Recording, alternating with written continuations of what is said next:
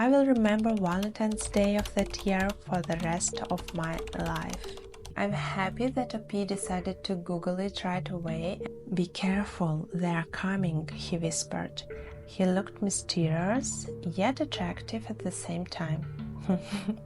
That's strange, because I was terribly scared.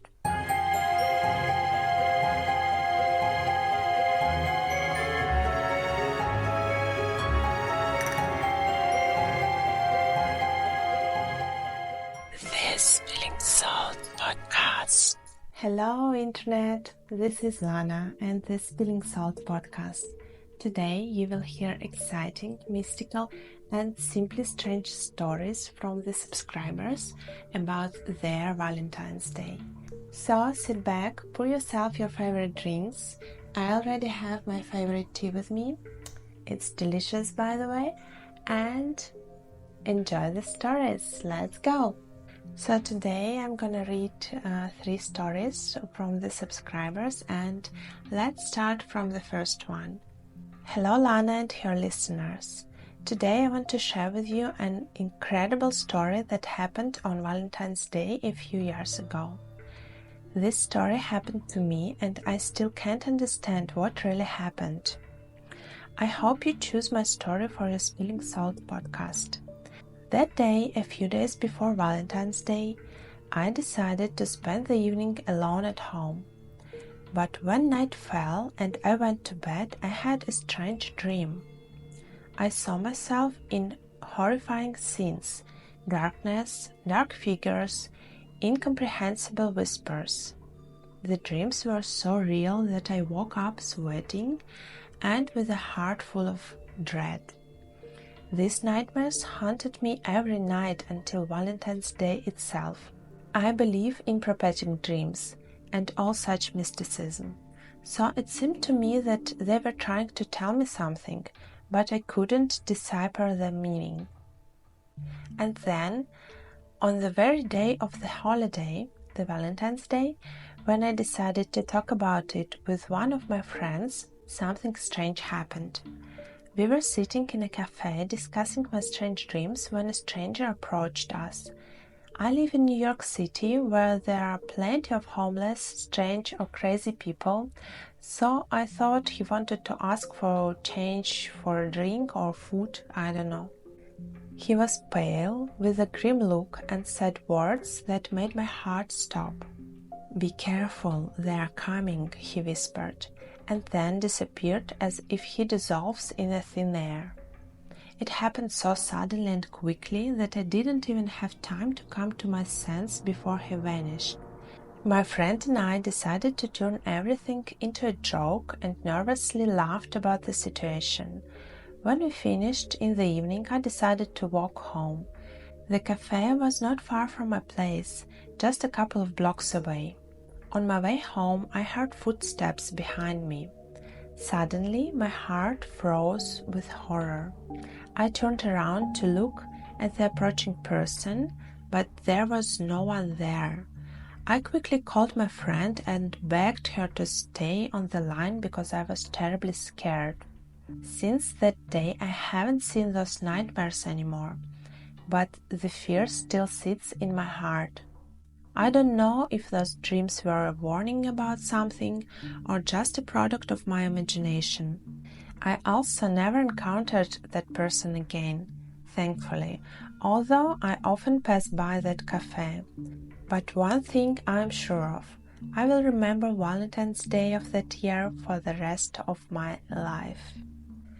I wanna thank OP for sharing this story. I'm sure it was really scary and I would be scared to death actually, but everything worked out just fine, I guess. At least without any terrible consequences, you know. I don't presume to judge whether there is mysticism or this is just a creepy, scary person. But to be honest, I don't think that there is anything mystical in this story, but this is just a coincidence. Unfortunate one for sure, but I don't see mysticism. Maybe after so many nightmares in a row, this girl was so stressed and she had so many tension that when she met this guy, it just was the peak of stress, you know? Maybe her dreams were also the indication of some kind of internal tension, I don't know. And then the stress reached its peak, and I wasn't actually surprised that she thought that someone was watching her. In any case, this is just horrible and really, really scary. But we have to move on to the story too. Hi Lana and the Spilling Salt podcast subscribers. Hi. Today I'm going to tell you about how I spent Valentine's Day, which was really memorable for me. On that evening, when the whole city seemed to be bathed in love and with couples everywhere, I decided to take an evening walk in the park. While I was walking through the park, I felt someone looking at me, as if someone was watching me. When I turned around, I saw a strange figure of man standing in the shadow of a tree. He looked mysterious, yet attractive at the same time. That's strange. The man slowly approached me and handed me an old postcard with a heart on it. It said, "Your heart is mine. I will wait for you forever." I was amazed by such an unexpected gesture. He smiled and wished me a happy Valentine's Day. While I stood there looking at the postcard, he disappeared as if he dissolved into the air. I was left standing, stunned and amazed, and I thought for a long time about who this mysterious stranger could have been. Later that night, I had a strange dream in which I met the same man in a different time and place. We were connected by an invisible thread, as if we had met in the past lives. This dream made me think that maybe the encounter in the park was not coincidental, but fate. And now I can't get this man out of my head. Hi OP, and thank you so much for sharing this story. It sounds really mystical for me, and to be honest, I don't have any explanation about what happened, but I'm not an expert, so I guess that's okay. I would have gone crazy looking for this man because it's my weakness, you know. I'm greedy for these things, and this is bad, I know. But all these stories about past lives and intertwined destinies really resonates with me. I believe in past lives, etc.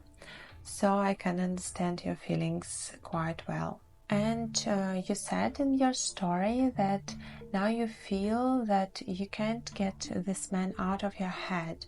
And I think it seems actually unhealthy, and I don't think it's a good idea to do. But think about the fact that you actually don't know him, nothing at all. Even if you meet him again, it doesn't mean that you're going to be together forever and etc.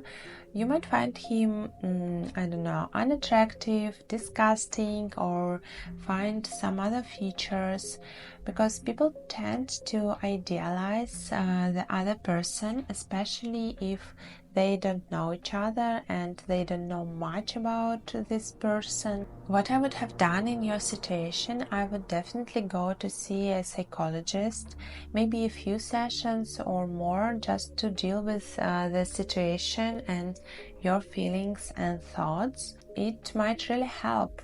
Actually, I think that everyone in the modern world have to go and see psychologists time to time, just to be sure that everything is fine. So this is my advice for you, Oki, and hope you will follow it and everything will gonna be fine, and hopefully you will forget about that strange, mysterious man. And we are moving along for story 3. Hello Lana, I hope you will choose my story for the podcast. Can't wait to hear it and your reaction on YouTube. Today, I want to share with you a story that happened to me on Valentine's Day. It was one of those days that I will never forget. That evening, I returned home after dinner at a restaurant with my boyfriend.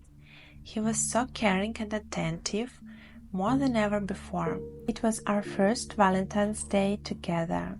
He gave me a beautiful box with hearts, and inside was a delicately scented bouquet of roses and a small note confessing his love. I was amazed by his attention and care, but that same evening, as I lay in my bed, I began to feel some unease. I couldn't understand where it came from.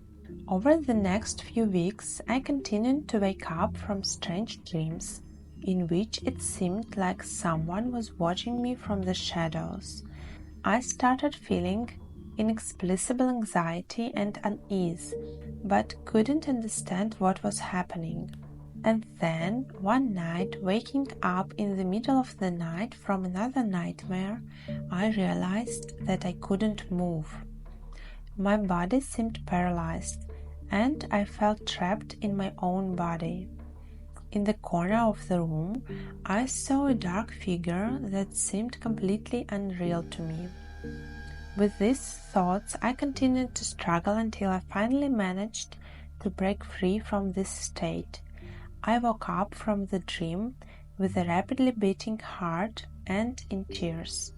These memories stayed with me for a long time and evoked a feeling of fear.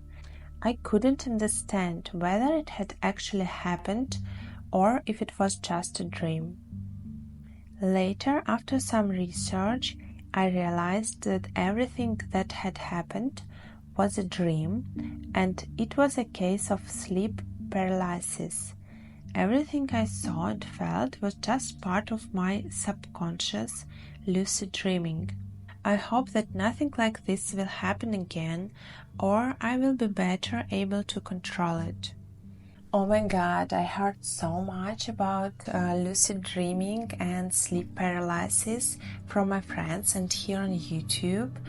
It is freaking scary. I don't know, I would have died. I'm happy that OP decided to Google it right away and that there is nothing mystical in this story whatsoever. By the way, when I was a teenager, I came across some information about lucid dreaming and sleep paralysis and decided to find something more. And I remember I found a guide on some forum or something. I don't actually remember, but I remember that sleep paralysis was the first step to get into this state of lucid dreaming, when you can control your own dream and do whatever you want, meet people you want to meet, I don't know, do like anything at all. But in the end, I never decided to use this information or to try it because I'm a wild coward and I don't know, it just everything mystical, especially if it becomes a reality, scares me to death. If you have tried lucid dreams or experienced sleep paralysis, please tell us in the comments below. I'm really interested and invested to hear your stories. And if you want to hear your story on the Spilling Salt podcast, send it to me by the email. You can find it in the description below this video.